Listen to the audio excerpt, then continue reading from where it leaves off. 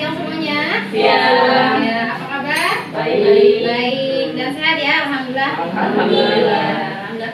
Oke, di sini saya akan mempraktekkan bagaimana cara memandikan bayi yang baik dan benar ya. Nanti kalian bisa lihat ya, atau mau ada yang dampingin saya di sini supaya bisa membantu gitu, atau mau praktek langsung biar nanti saya yang ngarang-ngarangin. Saya aja dulu. Oke, saya dulu ya. Oke. Sebelum kita memandikan bayi, kita pertama-tama kita siapkan dulu semua salin-salinnya ya, sampai kain bedong kalau bayinya yang baru lahir ya, karena perlu dibedong supaya bayinya tidak kedinginan pas habis mandi seperti itu. Tapi kalau bayinya yang udah besar itu tidak perlu dibedong lagi. Nah, ini sekarang kan bedong udah mulai ditinggalkan ya. Seperti itu. Kita siapkan handuk, baju, kita bagi yang belum puput ya, dari pusatnya. Baju dan pampasnya juga, popok, pampas semuanya kita siapkan. Terus di sini juga kita siapkan ada baby oil, cotton bud, sama sampo dan sabun ya, sama selebihnya minyak telon. Tapi kalau untuk penggunaan minyak telon itu biasanya kita komunikasikan dulu ke majikan. Kita tanya boleh atau tidaknya ya memakai minyak telon, karena tidak semua majikan boleh menggunakan minyak telon pada bayinya ya. Tidak ada penggunaan bedak juga ya. Terus kita siapkan waslak jempol seperti ini, gunanya untuk memandikan bayi. Terus kapas bulat ya, ini untuk membersihkan pantat bayi ya. Sebelum kita mandikan, kita taruh di wadah yang udah diisi air hangat. Nah, terus kita siapkan bak mandi yang sudah diisi air ya. Nah, kita isi air hangat ya. Jadi tidak boleh dingin, tidak boleh terlalu panas juga, harus suam-suam kuku ya. Kita cara mengetes suhunya itu adalah dengan sikut ya, dengan sikut, tidak boleh dengan tangan ya, karena tangan kita lebih tebal kulitnya. Kita gunakan sikut seperti ini ya. Kita celupin, kalau udah merasa suam-suam kuku hangat itu udah pas ya, karena kalau kepanasan juga bayi akan nangis seperti itu. Baik, selanjutnya kita kembali lagi ke sini. Kita siapkan kita siapkan kain bedong, lalu kita siapkan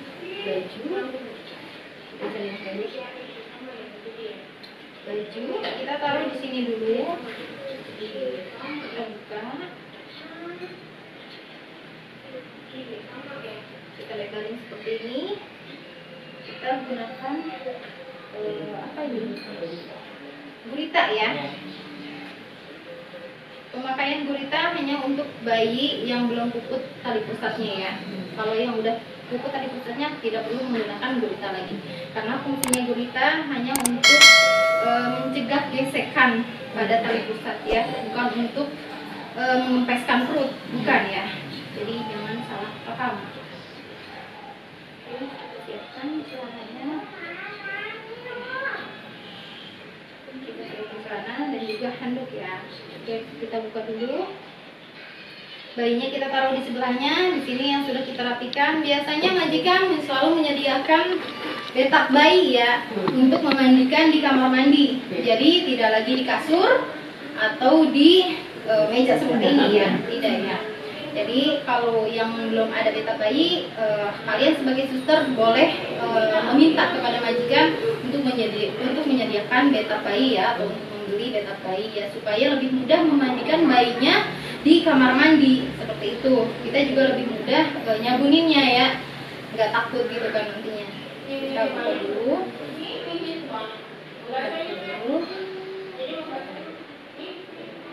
Sebelum kita buka bajunya, kita bersihkan dulu. Ambil cotton bud. Saya mau mandi, bersihkan lubang hidung dan daun telinga ya. hanya bagian daun telinga saja sama lubang hidung bagian luar. Tidak boleh terlalu dalam juga ya, dengan menggunakan baby oil supaya lembut ya, tidak kasar. Caranya seperti ini. Kita bersihkan dulu daun telinganya. Kita hidung dulu terlebih dahulu gitu. Hanya seperti ini aja. Hanya bagian luarnya aja ya. Terus daun telinganya juga sama, hanya bagian luarnya aja, supaya kotoran-kotoran yang menempel di daun telinga itu terangkat ya. Oke, kita lanjut buka bajunya.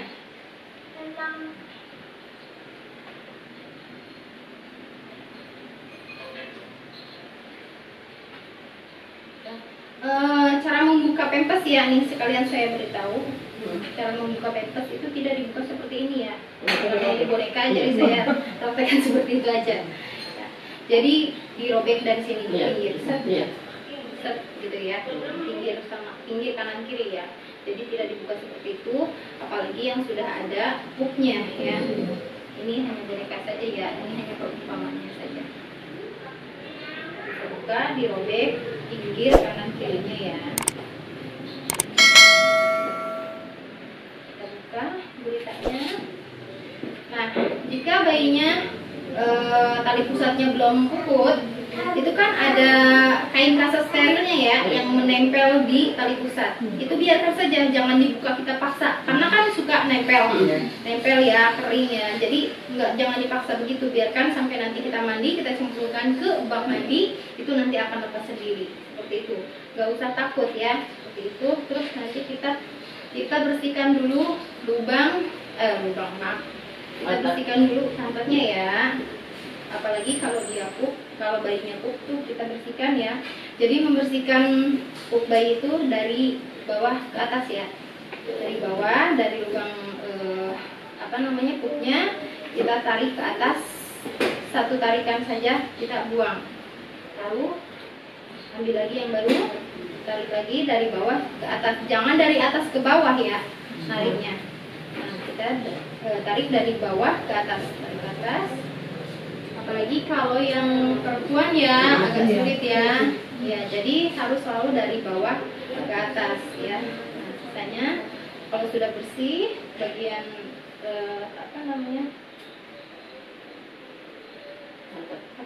kelaminnya, lalu kita bersihkan bagian pantatnya ya.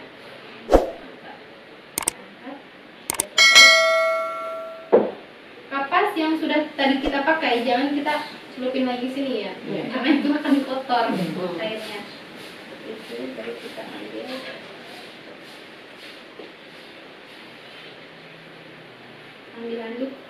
handuk jangan digantung di kamar mandi. Kalau memandikan bayi, taruh di sini seperti ini, supaya lebih mudah nanti pas ketika kita mau angkat bayinya ya setelah mandi. Nah, terus ambil ini dulu. Nah, di sini memandikan bayi ada dua cara. Cara di darat ya, atau bisa juga langsung ditaruh di bak ya, kayak gitu. Tapi bagi yang pemula atau yang masih takut-takut memandikannya, kalian bisa menyabuninya di luar ya, di luar bak ya. Kita ambil dulu samponya, sampo dan sabun ya, ini double sabun ya. Bagian mukanya dulu, bagian mukanya boleh, pipinya boleh diberikan sabun yang kita taruh di wastafel, asal jangan terkena mata ya. Lalu bagian telinga, lalu kepala kita gosok pakai sabun supaya kotoran-kotorannya terlepas. Lalu bagian leher itu sangat penting ya, karena bayi selalu banyak kotoran ya di bagian lebitan-lebitan. Ini tangan, tapi tangannya hanya boleh sampai sini dulu ya kalau sedang disabunin, jangan langsung sampai ujung ya, karena bayinya takut kena mata seperti itu ya. Kadang ada bayi yang begini-begini kan kena mukanya, hanya boleh di bagian pangkal tangan saja. Ya, nanti nanti ininya belakangan. Setelah setelah badannya kita gosok sampai badan, kita tangannya, ininya, telapak tangannya, yang paling keringetan, lalu kita bagian bawah paha, lipatan paha, semuanya digosok sampai kaki ya. Setelah itu kita cemplungin ke air yang tadi sudah disiapkan ya. Biasanya ada 2 wadah ya, bak sama wadah yang bekas kita bersihkan. Kita bilas sabunnya sampai sabunnya busanya betul-betul hilang.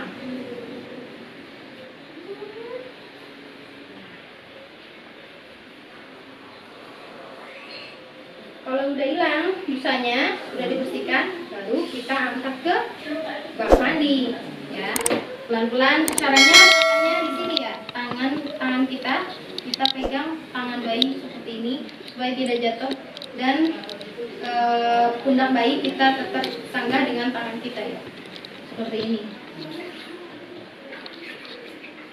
Ambil bagian kepalanya. Harus hati-hati ya, supaya tidak masuk ke mulut. Nah, ini jadi dimasukin ke bak mandi, udah tinggal kita bilas aja, nggak perlu disabunin lagi.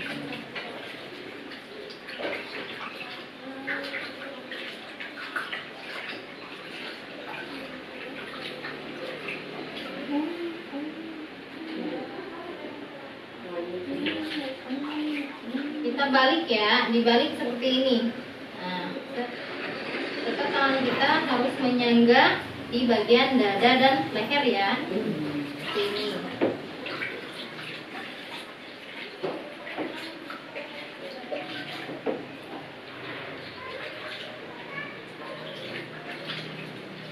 Nah, kita balik kembali dengan menahan pundaknya. Nanti tali pusatnya kena air akan basah sendiri ya. Lalu tetap di sini, lalu kita angkat, kita langsung taruh di sini, seperti ini, langsung begini. Nah, seperti ini ya. Jadi kalau digantung posisinya ribet. Nanti kita ambil dulu, aduk, nanti anak jatuh kalau kita taruh di betak. Seperti itu. Di sini. Wajahnya dulu sampai betul-betul kering. Jangan masih basah kita udah pakaikan baju, nanti masuk angin. Jadi kita harus betul-betul sampai kering. Habis mandi harus selalu ditiup telinganya ya.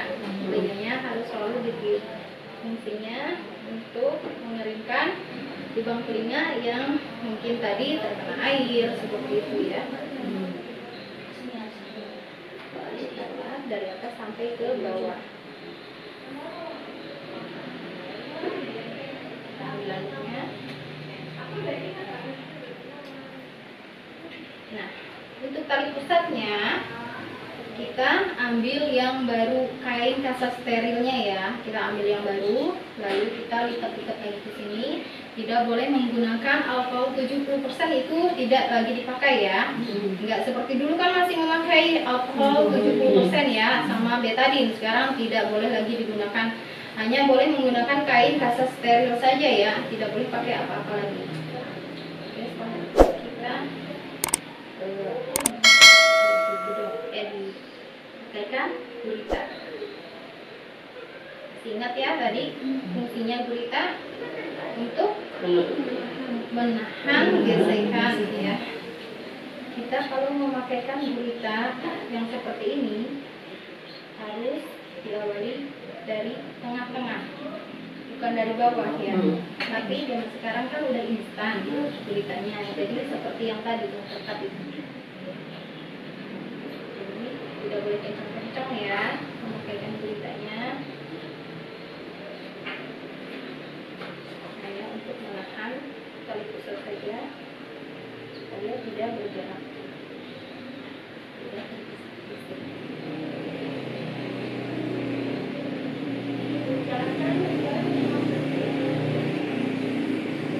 Kita kerja ini, kita lagi memakaikan baju anak itu harus cepat ya, karena kalau nggak cepat anak buru nangis.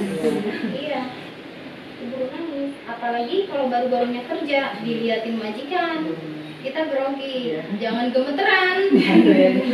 Seperti itu ya. Kalau majikan lebih percaya sama kita, kita bisa kerjanya sudah betul ya. Majikan akan menyerahkan semuanya. Kita pakaikan pampers ya, kita pakaikan pampers dulu ya. Oke, pemakaian pampers itu biasanya ada yang dikomplain sama majikan karena depan belakangnya ya. Jadi biasanya di sini suka ada tulisan depan dan belakang ya. Kalau nggak ada tulisan berarti itu dia bisa depan belakang bisa pakai ya. Bebas. Kita pakaikan. Bayinya kecil banget. Sabar ya sayang ya, sabar ya sayang. Ya mulut kita nggak boleh diam kan kalau lagi nanak. Kita nyanyi-nyanyi, asal jangan nyanyi dangdut aja ya. Yang nyanyi dangdut, nyanyi anak. Kalau bisa nyanyi bahasa Inggris, gak apa-apa nyanyi bahasa Inggris. Jadi kita pakaikan baju.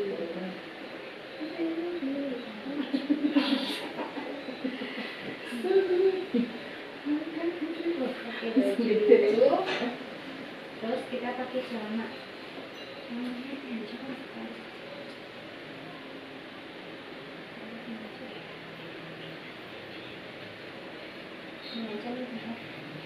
Jangan ditiru ya, ini perumpamaan aja.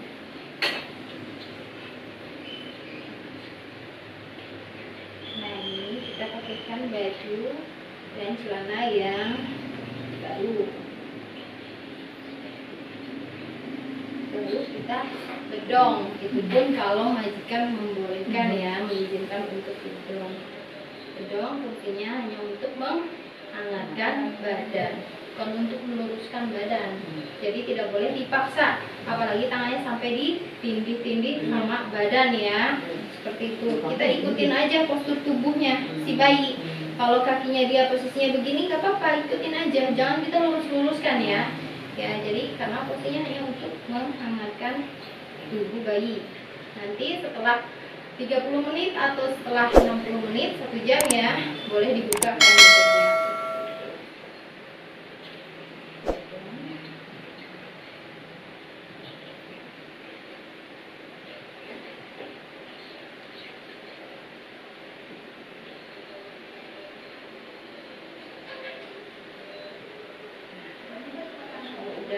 Kita berikan ke opa, oma, atau mbak, atau siapapun yang ada di rumah ya, kita titipkan.